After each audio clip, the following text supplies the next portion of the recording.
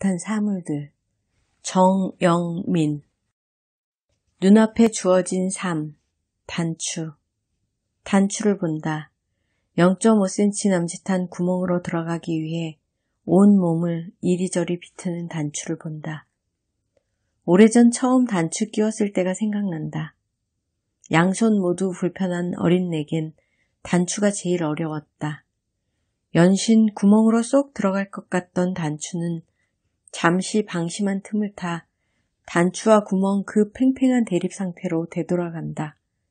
그 단추와 구멍 사이에 항상 내가 있었다.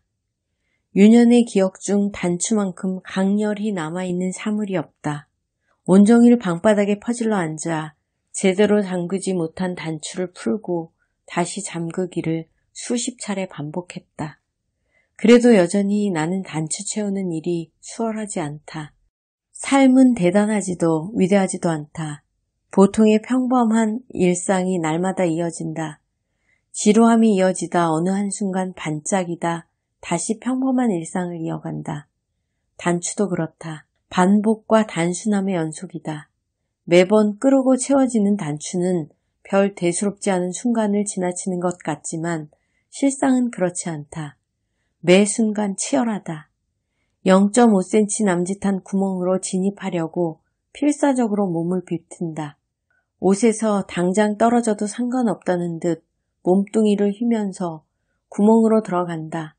구멍을 위해 목숨을 건다. 구멍 너머에 무엇이 있는지 알지 못한 채 어떻게든 구멍에 들어가려 한다. 0.5cm가 단추에겐 전부지만 사람에겐 아니다. 사람에게 있어 중요한 건 구멍이 아닌 단추다. 정확히 말하면 단추의 반복적인 생활 형태이며 기를 쓰고 쉽사리 벌어지지 않는 구멍을 통과해 보겠다는 굳은 심지다. 가끔 삶에 가장 필요한 것이 뭘까 생각한다. 돈이나 건강, 사랑도 중요하겠지만 그 무엇보다 마음, 즉 의지가 중요하지 않을까? 물론 모든 것이 의지만으로 가능하진 않지만 대체로 많은 부분에선 의지가 중요하다. 의지는 때때로 기적을 불러온다. 기적은 반복과 동의어다. 기적은 그간 내가 조금씩 꾸준히 해왔던 일들이 쌓여서 만든 결과물이다. 무수한 반복의 결과라고 말해도 좋다. 반복은 단순하다. 단순함은 잠시 생각을 멎게 하고 몰입하도록 한다. 진짜 세계는 늘 몰입의 순간 열린다. 나는 그것을 기적이라 부른다. 몰입의 순간이 지나고 나면 진짜 세계도 없어진다. 그리고 다시 일상으로 돌아간다. 다만 이전보단 조금 더 능숙한 일상을 마주한다. 단추와 사람은 유사점이 많다. 어딘가 깨어지기를 열망한다. 깨어지지 않으면 깨어지기 위해 온 몸을 불사른다. 나는 사람이 자유롭단 말을 믿지 않는다. 끝없이 자유를 갈망하지만 이미 주어진 자유도 제대로 누리지 못한다. 자유는 특정 행위를 통해 얻는 것이 아닌 있는 그대로의 삶을 누리는 것이다. 걷다 힘들면 멈추고 또 먹고 자면서 삶을 꾸리는 과정이다. 그러나 단추도 나도 그러지 못한다. 좁은 문을 통과하려고 매번 아둥바둥한다. 시간이 지날수록 삶은 조금 더 느슨해지는 것이 아니라 점점 더 치열해진다. 마치 링 위에 올라와 누군가를 쓰러뜨려야만 내려갈 수 있는 것처럼 팍팍하다. 아니, 다르다. 단추는 시간이 지날수록 구멍이 헐거워져 자주 풀린다. 몸을 살짝만 흔들어도 구멍으로부터 달아날 수 있다. 도망일까? 단추도 구멍도 스스로 내려놓는 거다. 단추의 지향점은 채움이 아닌 풀림이며 헐거워지는 법이다. 어린 나는 구멍에 끼우지 못한 단추를 쥐고 한참을 울었다. 지금 생각해보면 0.5cm 구멍은 별것 아니다. 그땐 그 구멍만 제대로 통과한다면 뭐든 다 할 수 있을 것만 같았는데 말이다. 단추는 다름 아닌 반복이었다. 나는 여전히 단추가 제일 어렵다. 그러나 더는 울지 않는다. 단추구멍 너머의 세상도 궁금하지 않다. 이젠 나도 내게 주어진 삶을 꿋꿋이 살아가기로 한다. 내가 처음 단추를 채우던 그 순간의 느낌만 간직한 채로. 편안한 사람이고 싶다. 매일 옷을 걱정한다. 너무 많은 옷 때문에 비슷한 고민을 반복한다. 자주 옷을 사고 수많은 옷이 있으나 정작 내가 자주 입는 옷은 한정적이다. 한 달 내내 입는 옷을 세어보면 5벌에 채 못 미친다. 2~3벌을 돌려서 어떻게 입으면 좀 더 신선하고 새롭게 보일까 하는 고민에 휩싸이게 일수다. 좀 더 많은 옷이 있어도 상황이 바뀌진 않는다. 가진 옷은 많지만 입고 싶은 옷은 한정적이다. 외관상으로 보이는 맵시도 중요하지만 내겐 편안함이 먼저다. 무엇보다 입고 벗기가 수월해야 한다. 나처럼 손이 불편한 이들에겐 중요한 문제다. 늘 누군가에게 옷을 입혀달라고 부탁할 순 없으니까. 세상엔 내가 입기 불편한 옷도 있지만 그렇지 않은 옷이 더 많다. 나는 바지는 아무거나 잘 입지만 상의는 라운드나 티나 단추가 달리지 않은 브라우스를 선호한다. 또한 어깨가 좁은 편이라 어깨가 많이 파인 상의는 입지 않는다. 초등학생 땐 엄마가 옷을 만들어주기도 했다. 주로 여름 외출복이었는데 혼자 입고 벗기 편한 라운드형 윗도리와 고무줄 바지 같은 내 맞춤형 옷이었다. 그러고 보니 엄마 외에 내게 옷을 만들어준 이가 한 사람이 더 있다. 대신동에 살 때 윗집에 살던 손재주 좋은 아주머니였다. 그는 내게 이따금 스웨터를 짜주었다. 그 옷들을 떠올리면 때때로 추억에 젖는다. 옷은 궁극적으로 나를 말한다. 애써 말하지 않아도 내 생활 방식, 나라는 한 인간을 고스란히 드러낸다. 활동하기 편하고 굳이 신경 쓰지 않아도 되는 옷을 자주 입으니 저절로 어떤 옷들이 나를 대변한다. 아니, 나의 어떤 상태와 조건들이 그에 맞는 편안한 옷차림을 만들어 옷이라는 매개로 은근슬쩍 나를 드러낸 것일 뿐이다.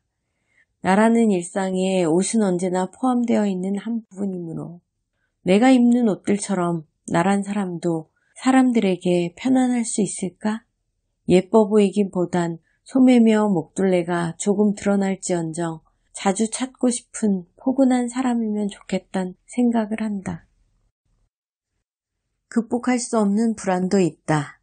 식판, 오래 잊고 지낸 사물이 있다. 그 사물은 어떤 형태로든 익숙해지지 않는다. 내가 친숙해지려 시도할 때마다 되레 내 신체의 한계를 절감케 하는, 마주하지 않으려 해도 마주해야만 하는 사물이다. 바로 식판이다. 아무리 많은 시간과 노력을 쏟아도 음식이 담긴 식판과 나는 친밀해질 수 없다. 내게 있어 식판은 언제나 불편하고 불안하다. 엄마 말을 빌려 그대로 인용하면 내 걸음은 혼자 걸어도 흔들리는데 음식이 담긴 식판까지 들고 걸으면 너무 불안해 보인다. 이 불안감은 비단 지켜보는 이들만의 몫은 아니다. 음식이 담긴 식판을 들고 걷는 나도 불안하다. 내 불안의 이유는 걷다가 자칫하여 식판을 놓치거나 다른 이들에게 밀리거나 부딪혀 넘어질까봐 지레 겁먹어서다. 그런 걱정 따위는 접어두어도 된다는 것쯤은 안다. 그래도 어찌할 수 없는 불안감은 늘 있다. 어디에나 점심시간은 한정적이라 사람들이 몰리고 내 걸음이 느리고 위태롭다 하여 내가 무사히 지나가길 기다려주는 사람은 많지 않다. 되레 내가 그들의 바쁨에 떠밀려 휘청대기 일수다. 더러는 그저 내 속도대로 요령껏 걸으면 되지 않느냐고 말한다. 하지만 그 상황 속에 놓이고 더구나 내 뒤에 누가 바싹 붙어서 따라오는 것을 감지하는 순간 마음이 바빠진다. 바빠진 마음으론 집중해서 식판을 들고 걸을 수 없어 나는 늘 가까운 이들에게 내 배식을 부탁했다. 어렵고 청하기 힘든 부탁이었으나 더 많은 이들에게 피해주는 것보단 나은 선택이었다. 다행히 함께 밥을 먹던 친구들이 내 사정을 이해해 주어 대신 배식을 해주었다. 친구들은 내가 못하니까 도와주는 것이고 또 내가 자리를 잡으니 괜찮다고 했지만 나로선 그렇지 못했다. 늘 미안하고 마음 한 곳이 불편했다. 할 수 있는데 안 하는 게 아니라 정말 못해서 도움을 받아야 한다는 사실이 속상했다. 물론 배식을 제외한 다른 부분에선 친구들을 도와줄 수 있는 일들이 꽤 있었으나 배식에서 비롯되는 불편과 무거움은 오롯이 내 몫이었다.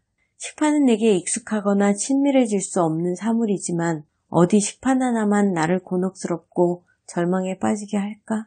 그 곤혹과 절망이 두려워 달아나기만 한다면 내겐 여기 어디에도 발 딛고 설 수 있는 자리는 없을 것이다. 비관적인 발언이 아니다. 정말 그렇게 생각한다. 하지만 순간의 곤혹과 두려움을 극복해야 한다곤 생각하지 않는다. 오히려 정면으로 마주쳐야지. 마주서서 내 발 하나쯤 디딜 공간을 마련해야지. 삶의 모든 역경이나 불행이 극복되어야 한다곤 생각하지 않는다. 그와 함께 살아가는 일도 하나의 방편이며 삶이다.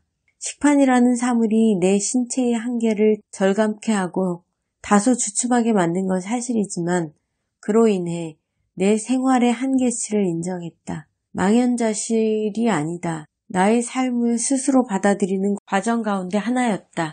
지금도 여전히 배식을 받아야 하는 식당에 가면 불편하고 함께 밥을 먹는 이들에게 미안하기도 하다. 하지만 나의 현 상황에서 어찌할 수 없는 일임을 알고 어찌할 수 없는 상황들과 함께 사는 것도 내 몫임을 이젠 안다. 차마 이제 주눅들지 않는다는 말은 못하겠다. 어찌할 수 없음과 나의 마음은 별개의 문제이므로.